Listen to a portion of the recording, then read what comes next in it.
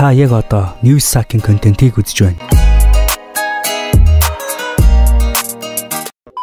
Wow, fantastic baby. Юу яцхан үзэгчтэй Newssack in the house. Нэрнээс цааш юу мэдэх вэ? 32 та бүхэндээ эхлэхэд яг одоо бэлэн болсон байна. За энэ удаагийн дугаараараа K-pop Big Bang хамтлагийн одоо ахлагч G-Dragon-ы тухай ярихаар бэлдсэн байгаа. За G-Dragon-ы жинхэнэ нэрийг бол Kwon Ji-young гэж залуу байгаа 1988 оны 8 дугаар сарын 8-нд төрсэн. За мөн G-Dragon хэмээх тайзны нэрээрээ илүү алдартай өмнөд Солонгосын рэпер, дуу зохиогч, дуучин, дуу бичлэгийн продюсер, бизнесмен, загвар зохион бүтээгч. Нэг иймэрхүү залуу байгаа. За ерөнхийдөө бол Солонгосын нэг сонин сэтгүүлүүд дээр бол түүнийг бол ерөнхийдөө K-pop-ийн хаан гэж бол ярьдаг юм байна лээ. За 12 настайгаас эхлээд л ерөөсөө G-Dragon өмнөд Солонгосын алдарт YG Entertainment-ийн 6 жилийн турш одоо бэлтгэн хийж одоо дэлхийн хамгийн их борлуулалттай хүүгүүдийн нэг болсон. 이름이 뭐니? 제 이름은 권지영이고요. 8살이야. 뭐하겠어요? 랩을 잘하는 사람이야. Big Bang хип-хоп хамтлагийн одоо K-pop хамтлагийн ахлагчаар одоо 2006 онд дебют хийж байсан байгаа. За түүний анхны бие даасан цомог болох Heartbreaker за мөн 2009 онд гаргасан ижил нэртэй цомгийн нэр нь арилжаагаар амжилттай Солонгос одоо соло дуучдын те хамгийн их борлуулалттай бол цомог болжсэн тухай үедээ 2009 оны Mnet Asian Awards-д оны шилдэг цомог болсон байгаа. За G-Dragon Big Bang хамтлагийн одоо Top T одоо TOP-тэй одоо хамтарч 2010 онд GD and TOP цомгийг бол гаргахаар бол одоо хамтран ажилласан байдаг юм байна. За одоо тэгэхээр 1988-аас 2008 оныхын тухай амьдралыг ярьцгаая. Миний түрүүний хэлсэнчлэн 1988 оны 8 дугаар сарын 18-нд Сөүл хотод төрж өссөн. Kwon Ji-young одоо 6 настайдаа Carrera одоо Little Rura гэж одоо нэг хамтлаг байсан юм шиг байна. Тэрнийх нь бол ерөөхдөө нэг хэсэг байсан. За тэгээд Христийн мэндэлсний одоо баярын цомгийг гаргасны дараа тус хамтлагийн гэрээг G-Dragon-д одоо бүр ингээд цуцалсан юм байна. Тус хамтлаг одоо G-Dragon-оос гэрээгээ. За тэгэл яг энэ шийдвэрийн дараа бол G-Dragon чи айгүй айхтар цочирдол тий одоо ээжтэй одоо би ахиж дуучин болохыг хүсэхгүй байна гэж амлалт энтер өгсөн юм байна.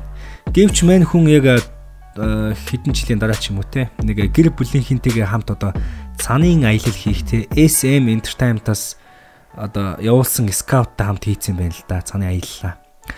Тэрээр одоо явхаас өмнө бүжгийн чиглэлээр мэргэжсэн одоо 8-аас 13 нас хүртлээр 5 жилийн хугацаанд бол бүжгийн одоо тасралтгүй бэлтгэлтэй байсан юм байна.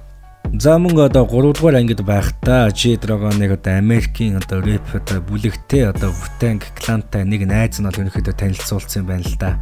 Тэдний хөгжмөөс ерөнхийдөө тийм сүнслэг нөлөөгөөр тэрбэр бол одоо тий одоо энэ хип-хоп сонирхох одоо энэ урлаг сонирхох одоо мэдрэмжийг хөгжүүлж хичээлж эхэлсэн юм байна. People Crew-ийн удирдлагын доор тэрбэр 2001 онд Солонгос хип-хоп цомгийн Flex нэвтрүүлэгт оролцсон бөгөөд 13 настайдаа хамгийн залуу Солонгос рэпер болсон юм байна. За ерөнхийдөө тэгэл харагдаж байгаа шүү дээ. Бүр залуу басаа бүр одоо хүүхэд наснаас од болсон ийм залуу байгаа. Хэдийгээр тэр өөрийн дууны үгийг одоо битсэн боловч одоо түүний жоохон англи хэлэн жоохон муу байсан бөгөөд за ерөнхийдөө нэг дууны одоо агуулгаж байгаа утга нь ерөнхийдөө л те. Одоо би залуухан гэхдээ би хамгийн сайн хэмээх л одоо зөв үгнүүд ерөнхийдөө байсан юм байна. За нэмж дуртахад одоо тэр болон за ирээдүйн Big Bang-ийн гишүүн Choi Soo нар одоо дунд сургуулийн хөршийн найзууд байсан бөгөөд за тэгээд G-Dragon нүүж ирэхээс өмнө за тэгээд хамтдаа бүжгэлж те одоо хамт урлаг сонирхлоо ерөөдөө хөөдөг байсан юм байна. YG Entertainment-аас G-Dragon-ыг одоо түүнийг Shine хэмээх одоо рекорд тийм компани байсан юм байна л да. За тэрний яг гүйцэтгэх захирал одоо Ян Хин Сокт гэж одоо хүн байсан юм байна. Тэнд нь бол ерөөдөө санал болгоцсон юм байна л да. За тэгэл яг тэр гэрээний яг нэг эхний жил жоохон амаргүй байсан юм байна л да. За эхлээлээ мань хүнтэй одоо студид цэвэрлдэг ч юм уу жоох хүүхд мэдээч янз бүрийн зарааланд явна. За эхний нэг жил ерөөдөө нэг ингээл өнгөрүүлсэн юм байна. За тэгэл эхний нэг жилийн амьдрал ерөөдөө нэг иймэрхүү явсан мэдээж бол дасгал сургуультай хийсэн байна. За тэрнээс гадна G-Dragon болон яг тэр студийнх нь өөр нэг одоо дадлагжигч Дон Янг Бэ хэмээх одоо одоогийн Taeyeonтэй анх одоо GDYB-гийн одоо хипхоп дебют дээр хийхэр бүр төлөвлөж байсан бөгөөд за яг тэр үед одоо G-Dragon за өөрийнхөө тайлсны нэрийг болоо G-Dragon гэж сонгосон юм байна. За G-Dragon угаасаа нэг тайлбарлалтгүй тийм угаасаа ойлгомжтой нэр угаа. Тэрээр бусад уран бүтээлчдийн цомог дээр хит хитэн онцлог тоглолт хийсэн бөгөөд тэрч байтугай GDYB нэртэй одоо Taeyeonтэй хийсэн одоо хит хитэн сингл бол гаргасан юм байна. За YG Entertainment төлөвлөгөөгөө боловсруулж оронд нь одоо хүүгүүдийн хамтлагийг сонгосны дараа G-Dragon одоо Choi Soo-han буюу одоо хамтлагийн гишүүн TOP буюу Topтэй холбоо ирсэн юм байна. За Top гэдэг энэ Choi Soo-han гэдэг хүүхэд бол ерөнхийдөө нэг тухайн үед үгэлдэг жоохон underground мэдээж одоо хипхоп K-popтэй дуртай ийм хүүхэд бол байсан юм байна. Энэ бүхнийг бүр одоо ингээд дэлгэрэнгүй мэдээ гэж ивэл миний бас дараагийн дугаараас Top нэрнээс цааш юу мэдхээ бас үзээрэй. За тэгэл Choi Soo-han ч одоо энэ G-Dragon-ы энэ лейблд нэгдээл Taeyeon хоёртой нэгдээл бас тэгэл одоо өөрийнхөө нэрийг одоо TOP Top гэж өгөөл. За мөн энэ үйл явдлын үеэр одоо G-Dragon тэ одоо Cardal Candyson гэж залуу руу картсан юм байна л да. За тэгэл мэдээж тэр одоо жоохон хүүхэд уцтаж байгаа юм чи мэдээж үгүй гэхгүй G-Dragon-ы өдөөс. За тэгэл бас энэ үеэр бас энэ Seungri хэмээх одоо энэ залуу руу уцтаад тэрөөсөө бүгднлүү нь уцтаал явцсан. Окей. YG Entertainment-аас гадна Big Bang хамтлагийн үүсэл бол ерөөсөө G-Dragon-оос салшгүй холбоотой гэдэг нь харагдаж байгаа. Түрүүний Kevin-т дебют нь бол дунд зэргийн амжилтанд хүрсэн бөгөөд анхны цомог нь бол ерөөхдөө нэг 100,000 гаруй хувь борлуулагдсан байгаа G-Dragon-ы. За тэгээд түүний анхны бие даасан мьюзик видео нь Америкийн өөр рок хамтлаг одоо T-pop хамтлаг болгоо Maroon 5-ийн одоо T-Slow одоо цомгийг багтаасан болно. За тэгээд ойлгомжтой залуучууд яг ингээд юмаа хийгээд явж итэл 2006 онд өөрсдийнхөө анхны одоо Volume 1 нэртэй цомгоо гаргаж мөн бас 2007 онд одоо All Wise хэмээх EP-г одоо гаргасан одоо G-Dragon-ы одоо орлогыг одоо нэмэгдэж байгааг нь бол илт харуулсан байгаа.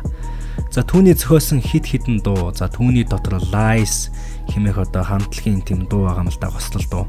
За энэ одоо тус хамтлагийн анхны хит дуу байгаа юм Lies хэмээх дуу. G-Dragon 2009 онд Legacy хамтлагийн Superfly дуунд одоо хамтлагийн гишүүн Topтай хамтран дуулсан ба Legacy хамтлагийн Rush хэмээх цомогт нь багтжээ. Мөн үүний дараа G-Dragon Японы хүүгүүдийн хамтлагтай хамтран ажилласан байна. Ганц 2 дуун дээр л дээ. Түүний анхны бие даасан цомог болох Heartbreaker цомог нь туус тооны 4-р сард нээлттэй хийхээр тавлсан байсан ч өөрийнхөө одоо төрсэн өдөртөөгөө давхцуулахаар 8 сар хүртэл одоо хойшлуулж байсан юм байна. Солонгосын хэд хэдэн одуудтай хамтран ажилласан уг цомог нь бараг 5 сая татагдсан борлуулалттай. Захимаар 300,000 орчим зарагдаж 2009 оны Mnet Asian Music Awards-д оны шилдэг цомог хэмээх шагналыг авч үйжээ. Түүний цомог гараад удаагүй байхад нэгэн шалтгаан гарсан байгаа. Асуудал юу вэ гэвэл Heartbreaker цомгийн Heartbreaker хэмээх дуу нь Florida-гийн Right Round хэмээх одоо дуутай тун адилхан сонсогдож байсан учраас түүнийг хулгай хийсэн хэмээн олон нийт үзэж байсан юм байна. Гэсэн хэдий ч Right Round хэмээх одоо дуу гаргасан EMI Records уг хоёр дууг адил төстэй юм алгаа гэж одоо дэлхийн нийтэд залруулга хийж байжээ. Улмаар 2010 оны 3 дугаар сарын 6-ны өдөр YG Entertainment нь Florida-гийн төлөөлөгчтэй биечлэн холбоо барьж түүнийг G-Dragon-ы Shine Light хэмээх одоо цомогт оруулахыг хүсэж байгаагаа илэрхийлэн хүсэл тавьсан байна. Түүний энэ саналыг одоо таатаагаар хүлээн аван түүний цомгийг дэмжиж өгсөн ба G-Dragon анхны бие даасан тоглолтоо 2009 оны 12 дугаар сард Олимпийн цэнгэлдэх дотор хийж байжээ. Үүний дараа түүний тоглолт дээр санал гомдлын маргаан дэгдэж байжээ. Бүгд найрамдах Солонгос улсын эрүүл мэнд, халамж, гэр бүлийн асуудал эрхэлсэн яам засгийн газруудаас G-Dragon аль эсвэл YG Entertainment-ийг хууль бус тоглолт зохион байгуулсан, хууль зөрчсөн эсхийг одоо нэгтлэхээр шүүхүүд өгж байсан байна. Түүнийг шүүх гэм буруугүй гэж үзэн 2010 оны 3 дугаар сарын 15-нд бүх ялаас нь чөлөөлж байсан байна. 2011 онд Top болон G-Dragon 2 GD and TOP хэмээх одоо альбом гаргаж байсан байна. Цомог гарахаас өмнө тус хамтлаг Сөүл хотод нээлтийн шоу хийж байжээ. Мөн YouTube дээр шууд дамжуулж байсан. Цомогоо сурталчлахын тулд эхлээд Hi Oh Yeah Knockout нэртэй 3 синглээ цацсан байна. Энэ 3 дуу ч одоо том амжилт олсон бөгөөд Hi хэмээх дуу нь Солонгосын хөгжмийн чартуудыг хэсэгтэл тэргүүлж байжээ. Харин Oh Yeah хэмээх дуу нь 2 дугаар байранд. Харин цомог нээлттэй хийгээгүй байхдаа л аль хэдийн 200,000% захиалагдаж байсан юм байна шүү. Мэдээж бүх юм сайхан байсангүй. G-Dragon хэсэг хугацаанд ямар ч уран бүтээл гаргалгүй хар тамхинд орсон байна. 8 дугаар сард хийсэн шээсний шинжилгээ, мөн 10 дугаар сард хийсэн өсний шинжилгээнээс харахад түүнийг хааш тамхинд орсон гэдгийг хууль хүчний байгууллагууд тогтоожээ. Гэвч мансууруулах бодис их хэмжээгээр хэрэгэлсэн анхны тохиолдол нь байсан тул түүнд шүүх ямар ч жал оноогоогүй байна. За тэгэхээр одоо хэдүүлээ шууд 2017 оноос өнөө хүртэлх G-Dragon-ы амьдралыг ярилцъя. 2017 онд G-Dragon 2 удаагийн дэлхийн аялан тоглолт мөн заавал хаах ёстой цэргийн алба. G-Dragon 2 жилийн хугацаа цэргийн алба хаах хугацаанд 2018 оны 2 дугаар сарын 27-ны өдрөөс эхлэн Gangwon аймагт 3 дугаар дивизийн ачаалах баазад цэрэгт орж 2019 оны 10 дугаар сарын 26-нд харагдахаар тоглож байжээ. Гэвч GD 2018 оны 5 дугаар сарын 17-нд баруун шагаандаа мис ажилбар хийлгэж байжээ. Гэхдээ нэг утсангүй цэргийн албандаа эргэн ирсэн. Харин одоо түүний бизнесийн талаар жаахан ярив. 2012 онд G-Dragon гэр бүлдээ бэлэг болгон зочид буудал барьж өгсөн байна. Энэ бизнестэй харин өөрийн эцэг эхээ татан оролцуулсан. 2015 оны 10 дугаар сард Monson Cafe нэрийн дор Чежу арал дээр анхны кафегаа нээж байжээ. Мөн 2017 онд Untitled нэртэй боолонгийн салбар сүлжээ. Шинхүү амралтын газрын YG5 гэдэл олон зүйлсийг ярьж болж байна. За тэгээд яг одоогийн байдлаар K-pop хамтлаг Big Bang хамтлаг бол нэг уран бүтээл бол хийхгүй байгаа. Яг хамтлаг бол ерөөхдөө яг нэг зогсон байдалд бол орсон байгаа. Гэхдээ ямар ч сан төд дуталгүй одоо уран бүтээл дээргээ орно гэж найдаж байна. Одоогийн байдлаар бол G-Dragon 2020 оны байдлаар өөрийнхөө хувийн бизнесийг эрхлээд бол маш завгүй байгаа. Миний энэ удаагийн бичлэг үүгээр өндөрлөж байна. Subscribe-аараа бүү мартаарай. Suck out баяртай үзэгчтэй.